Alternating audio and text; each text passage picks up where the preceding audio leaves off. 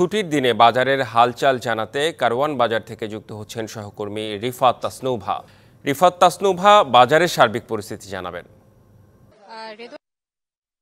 ঠিক চলে এসেছিলাম রাজধানীর কারওয়ান বাজারে। আপনি জানেন যে ঢাকার একটি ব্যস্ততম পাইকারি বাজার এখানে রয়েছে এবং সাপ্তাহিক যে ছুটির দিনগুলো রয়েছে ছুটির দিনগুলোতে দূর দূরান্ত থেকেও কিন্তু কিছুটা সাশ্রয়ী মূল্যে পণ্য কেনার আশায় এবং যেহেতু সরবরাহ ভালো পাওয়া যায় সেই আশায় এই বাজারটিতে চলে আসেন মানুষ। কিন্তু আমরা তুলনামূলকভাবে এবার সাপ্তাহিক ছুটি এবং গত কয়েক দিনেও আমরা দেখেছি সাপ্তাহিক ছুটির দিনগুলোতে ক্রেতা সমাগম আসলে খুব একটা বেশি হচ্ছে না। এজন্য বিক্রেতারা বলছেন যে দ্রব্যের দাম একটু কিছুটা বেড়ে গেছে। এটাও কিন্তু একটি কারণ যে মানুষের ক্রয় ক্ষমতার বাইরে চলে গেছে অনেক জিনিস, তাই কেনার পরিমাণটিও কিন্তু মানুষ এখন কমিয়ে দিয়েছে।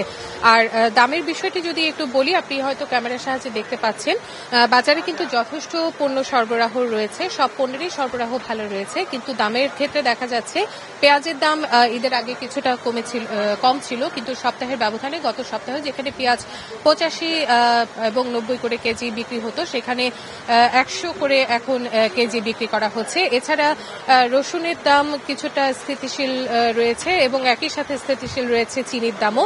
তেলও কিছুটা আগের দামেই বিক্রি করা হচ্ছে এবং ডিম আমরা দেখেছি লাল যে ডিমটি রয়েছে সেটি বিক্রি করা হচ্ছে 12 টাকা করে এবং বিক্রি করা হচ্ছে সাদা ডিমটি 11 টাকা করে। কিন্তু একটি বিষয় আসলে না জানালেই নয়, সেটি হচ্ছে ছোলার বাজারটি।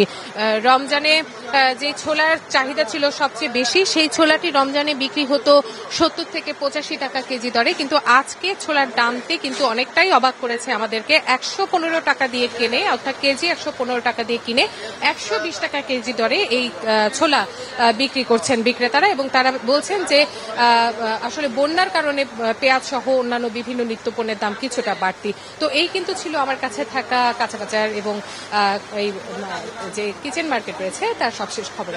জি, আপনাকে অনেক ধন্যবাদ রিফাত তাসনুভা।